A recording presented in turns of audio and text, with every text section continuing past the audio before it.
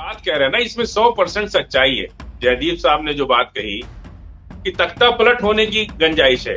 जिस तरह से श्रीलंका में पब्लिक घुस करके और स्विमिंग पूल में नहाई, वैसे ही कुछ इजराइल में होने जा रहा है। आज फिर इजराइल के लाखों लोग की आवाज को दबाने के लिए, वेस्टर्न मीडिया की मुंह को अलग घुमाने के लिए, उनकी खबरों का रुख बदलने के लिए वो मंत्री जा करके मस्जिद अक्सा में बैठ के प्रार्थना किया, और न भी प्रार्थना भी नहीं किया, और 1967 के एग्रीमेंट को वायलेट कर दिया। जब शांति की बात दुनिया कर रही है, जब फिलिस्तीन को वो चार ऐसे देशों ने मान्यता दे दी जो वोट देने में अमेरिका के साथ थे, यूएन में वोट देते वक्त वो अमेरिका के साथ थे, और आज 1 साल के बाद वो साथ है किसके? फिलिस्तीन के। ये दूसरा मुमताज भाई, आप कहते हैं ना कि मैं सख्त अल्फाज इस्तेमाल करता हूं, कोई दूसरा रास्ता नहीं। हम नहीं, पूरी दुनिया ये कह रही है, पूरे वर्ल्ड के लोग ये बात कर। आज दुनिया 2 भागों में बटी है, एक तरफ अमेरिका और इजराइल है, और एक तरफ पूरी दुनिया है। पूरी दुनिया इजराइल और अमेरिका का साथ छोड़ दिया। मैं शुरू में कहता था कि अमेरिका, इजराइल तो अपना इकबाल खत्म कर चुका है, अमेरिका भी इसके साथ अपना इकबाल खत्म कर देगा। वही हाल हुआ। कैसे लाल सागर से भागा, और जब स्टेट ऑफ हुर्मुज में जहाज घुस रहा था यूएई की तरफ से, तो ईरान के एक हेलीकॉप्टर ने जाके कहा कि अगर 5 मिनट के अंदर तुमने अपना रुख नहीं मोड़ा तो फिर मेरी मिसाइलें तुम्हारे रास्ते पे खुल जाएंगी। और 5 मिनट में दुनिया का रास्ता बदलने पर मजबूर करने वाले अमेरिका 5 मिनट में अपना युद्धक बेड़ा लेके भाग गए और वहां से चले गए।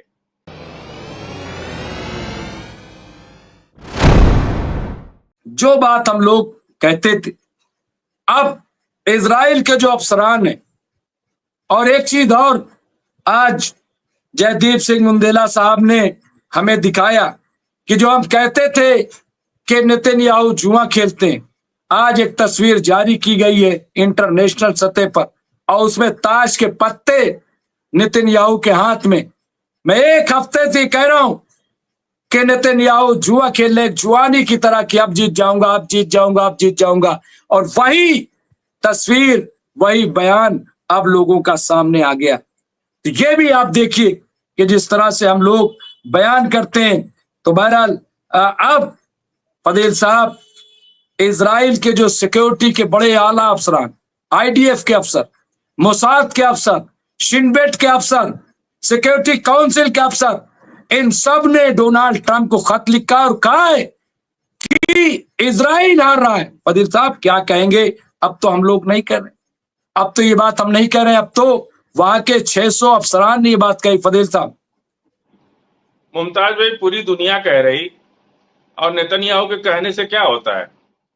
पूरी इजराइल की आवाम परेशान है। नेतन्याहू गांजा पिए, जुआ खेलें, इस बात से दुनिया पर कुछ फर्क नहीं पड़ता है। फर्क पड़ता है कि उनकी नीतियां क्या है।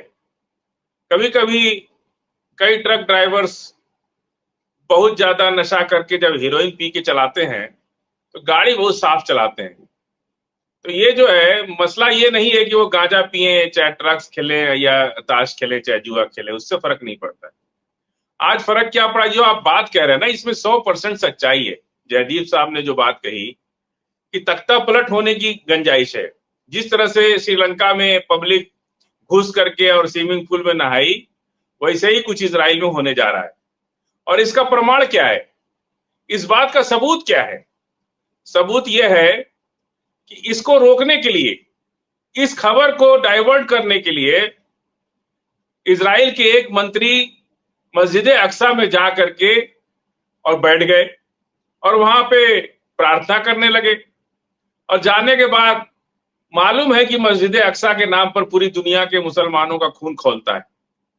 और यही मस्जिद अक्सा में जो इजराइल के आईडीएफ के सैनिक जा करके गोलीबारी किए, जिसमें 1 लोग मारे, कई लोग घायल हुए। उसके बाद 7 अक्टूबर हुआ। आज फिर इजराइल के लाखों लोग की आवाज को दबाने के लिए, वेस्टर्न मीडिया की मुंह को अलग घुमाने के लिए, उनकी खबरों का रुख बदलने के लिए वो मंत्री जा करके मस्जिद अक्सा में बैठ के प्रार्थना किया, और न भी प्रार्थना भी नहीं किया, और 1967 के एग्रीमेंट को वायलेट कर दिया। उस मुआहदे को तोड़ दिया। अब पूरी दुनिया के देशों में उबाल है कि बार बार मस्जिद अक्सा पर इजराइल कार्रवाई करके जब इजराइल फंसता है तो मस्जिद अक्सा पे जाकर के कुछ न कुछ करता है, जिसके चलते बात बदल जाती है। अब ये बात का सबूत है कि इजराइल में तख्ता सचमुच पलटने वाला है।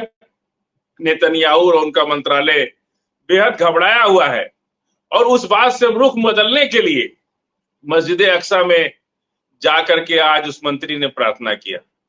जबरदस्त आज फिलिस्तीन के अंदर बहुत गर्मा गर्मी अभी भी चल रही है। अभी भी वहां पे वो लोग हटे नहीं है, अंदर घुस के गए और जाकर के बैठ गए। और आईडीएफ के लोग तो पहले से वहां मौजूद रहते हैं। पूरी दुनिया में इस वक्त पूरी दुनिया में इस बात का गुस्सा बढ़ रहा है, और जब जब नेतन्याहू फंसते हैं तो मस्जिद अक्सा का सहारा लेते हैं, क्योंकि ये तो उकसाने वाली, प्रोवोक कर रहे हैं ना, ये तो उकसाने वाली कार्रवाई है। जब शांति की बात दुनिया कर रही है, जब फिलिस्तीन को वो चार ऐसे देशों ने मान्यता दे दी जो वोट देने में अमेरिका के साथ थे, यूएन में वोट देते वक्त वो अमेरिका के साथ थे, और आज 1 साल के बाद वो साथ है किसके? फिलिस्तीन के। यही सबूत यही प्रमाण है कि इजराइल से नेतन्याहू की सरकार जा रही है, इसलिए ऐसा कर रहे हैं। और देख लीजिएगा कल तक कि या तो वो मंत्री मारे जाएंगे, नहीं तो जबरदस्त विद्रोह होगा, उनको हर हाल में निकलना होगा मस्जिद अक्सा से, चाहे जैसे भी जिस भी कुर्बानी से निकलना पड़े, मस्जिद अक्सा से उसको निकलना पड़ेगा। ईरान ने आज एक नया लिस्ट जारी कर दिया। जो मोसाद कहता था कि दुनिया में सबसे चालाक पंछी है वो, उड़ती चिड़िया का पर गिन लेता है, वो मोसाद आज ईरान ने उससे बढ़ चढ़ करके, जब 12 दिन के हमले में कितने पायलट्स थे, कितने अफसर थे, किस अफसर की ड्यूटी कहां लगी थी, कौन कहां क्या कर रहा था, उसके एड्रेस और घर के एड्रेस तक, फोन नंबर्स तक, कितनी देर वो अपने घर पे रहा, इसका डिटेल तक पूरी दुनिया को दिखा दिया ईरान ने।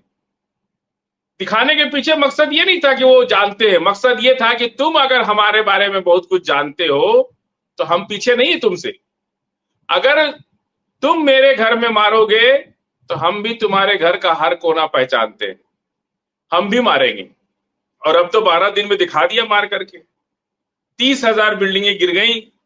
अब नेतन्याहू परेशान है, उनकी सरकार जा रही है और बुरी तरह जा रही है, लेकिन रावण अपनी लंका जब तक जलवाएगा नहीं, और जब तक रावण मारा नहीं जाएगा तब तक बचेगा नहीं लंका। लंका जलेगी, रावण मरेगा, तभी मुक्ति मिलेगी। दूसरा, मुमताज भाई, आप कहते हैं ना कि मैं सख्त अल्फाज इस्तेमाल करता हूं, कोई दूसरा रास्ता नहीं। हम नहीं, पूरी दुनिया ये कह रही है, पूरे वर्ल्ड के लोग ये बात कह। आज दुनिया 2 भागों में बटी है, एक तरफ अमेरिका और इजराइल है और एक तरफ पूरी दुनिया है। पूरी दुनिया इजराइल और अमेरिका का साथ छोड़ दिया। मैं शुरू में कहता था कि अमेरिका, इजराइल तो अपना इकबाल खत्म कर चुका है, अमेरिका भी इसके साथ अपना इकबाल खत्म कर देगा। वही हाल हुआ। कैसे लाल सागर से भागा, और जब स्टेट ऑफ हुर्मुज में जहाज घुस रहा था यूएई की तरफ से, तो ईरान के एक हेलीकॉप्टर ने जाके कहा कि अगर 5 मिनट के अंदर तुमने अपना रुख नहीं मोड़ा तो फिर मेरी मिसाइलें तुम्हारे रास्ते पे खुल जाएंगी। और 5 मिनट में दुनिया का रास्ता बदलने पर मजबूर करने वाले अमेरिका 5 मिनट में अपना युद्धक बेड़ा लेके भाग गए और वहां से चले गए। ये है ताकत, दुनिया की उन लोगों की ताकत है जिन लोगों ने दुआएं मांगी है फिलिस्तीन के लिए।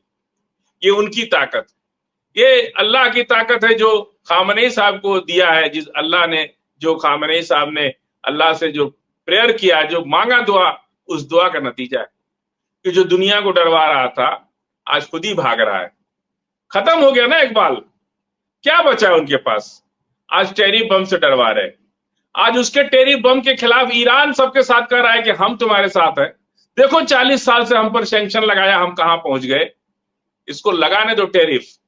जिसके ऊपर टेरिफ लगाएगा अगले 10 साल में सबसे रिच इकोनॉमी उसकी हो जाएगी, ये गारंटी। जब जब कभी सियासत में हमने देखा है कि जिसका विरोध ज्यादा होता है, कभी कभी वो सितारा बहुत तेज चमकता है। जिसका विरोध नहीं होता है वो मुर्दा है, उसका कुछ है नहीं। जिस तरह से जिन जिन देशों पर अमेरिका ने टेरिफ लगा दिया है, ये टेरिफ लगाने से समझते हैं ट्रंप की टेरिफ लगाने का मतलब क्या होता है? ये तो अमेरिका के लिए नुकसानदेह है। यदि भारत अपनी दवाई अमेरिका भेजेगा तो उसको 25% अमेरिकन को महंगी खरीदनी पड़ेगी। जो अभी 25% सस्ती खरीदते हैं। अमेरिकन कंपनियों की दवा की कीमत भारत के कंपनियों से 4 गुना ज्यादा है। लोग भारत की बनी हुई जेनेरिक दवाएं सस्ती होने के और अच्छी होने के कारण अमेरिका में खरीदते हैं, इंपोर्ट करते हैं भारत से। वो जाएगी दवाइयां 25% वहां महंगी हो जाएंगी, तो फर्क किसके पड़ा? अमेरिका के लोगों, अमेरिकन पर पड़ा ना। तो उन टैरिफ से क्या फर्क पड़ता है? यहां से खाने पीने का सामान या रोजमर्रा का सामान अमेरिका जाएगा, तो जो सामान अमेरिका जा रहा है उसी पर तो टैरिफ लगा सकते हैं। अब भारत यदि यूएई को कोई सामान भेज रहा है तो उस पर थोड़ी टैरिफ लगा सकते हैं, वो महंगा पड़ेगा अमेरिकन को। तो मैंने कल भी कहा था और बार बार मैं कहता हूं कि अमेरिका को बर्बाद करने के लिए किसी दुश्मन की जरूरत नहीं है, वो तो ट्रंप ही काफी है। अगले 5 साल में आप देख लीजिएगा कि अमेरिका को नेस्तनाबूद करके ट्रंप जाएगा। उस वक्त अमेरिका के पास कोई रास्ता भी नहीं बचेगा कि वो अमेरिका को बचा ले। अमेरिका को पूरी तरह से डुबा करके, जैसे लाल सागर में अमेरिकन युद्ध बेड़ा डूबा, वैसे ही अमेरिका को पूरा डुबा करके जाएंगे ट्रंप। तब तक अमेरिका को बर्बाद करते रहेंगे। 5 साल के अंदर अमेरिका दुनिया का सबसे फिसड्डी देश न बन जाए तो आप बताइएगा। अमेरिका B-2 बॉम्बर फेल हो गया उनका, उनके सारे ड्रोन कोई दुनिया में पूछ नहीं रहा है। इतना भारी जो ड्रोन 7 तह के नीचे रखा जाता था, किसी को बेचते नहीं थे, आज दुनिया के पीछे लेके घूम रहे कि हमारा ड्रोन खरीद लो। F-35 जिस पर बहुत गुमान था अमेरिका को, आज उसको सबसे फिसड्डी जहाज दुनिया में कहा जा रहा है, और पीछे पीछे घूम रहे कि ले लो मेरा F-35, ले लो मेरा F-35। कोई नहीं लेने को तैयार है। ये हालत हो गई है अमेरिका की। और बचा अमेरिका के पास है क्या? हर चीज तो उसकी बहुत महंगी है। एक जूता बनाता है, वो भी दुनिया में 10 लोग खरीद पाते हैं। उसकी ऑटोमोबाइल्स कंपनियां उसकी बेकार है, कोई उसकी दुनिया में कोई गाड़ी फेमस नहीं है। उसकी ऑटोमोबाइल कंपनी की कोई गाड़ी फेमस नहीं है। अमेरिकन मेड इन अमेरिकन गाड़ी हमने आज तक देखा ही नहीं इंडिया में कि कोई चला रहा हो। उसके जहाज फेल, उसके गाड़ियां फेल, उसका हथियार अब कोई नहीं खरीद रहा है, साजो सामान कोई नहीं खरीद रहा है, उनकी दवाइयां कोई नहीं खरीद रहा है। इतनी महंगी हर चीज है वहां पे। वो दुनिया को लूटने का काम, जिस दिन ब्रिक्स देश अपनी करेंसी लॉन्च कर दिया और ब्रिक्स देश एक अलग संगठन बन गया, जिस तरह से यूनाइटेड स्टेट ऑफ अमेरिका है, उसी तरह से ब्रिक्स कंट्री अगर एक दूसरे के साथ तालमेल बैठाल के जिस दिन अपनी करेंसी लॉन्च कर देंगी, उस दिन डॉलर की हवा निकल जाएगी। और जिस दिन डॉलर की हवा निकल गई, अमेरिका की इकोनॉमिक 100 से नीचे 25 पे आके गिरेगी। 25% बची जाएगी, 75% का लॉस हो जाएगा। 100% से घट करके 25% पे आ जाएगा। और जिस दिन वो भिखारी कटोरा लेके अमेरिका खड़ा होगा दुनिया के सामने कि हमको जो कर्जा बांट रहे थे ना, जो कर्जा सब दुनिया को बांट रहे थे, अब दुनिया से खुद कर्जा मांगने के लिए मजबूर हो जाएंगे। ये तो दबाव करके, धमका करके, सड़ा करके, लोगों को आपस में लड़ा करके अपनी इकोनॉमी को मजबूत किए हैं। जी मुमताज भाई। जी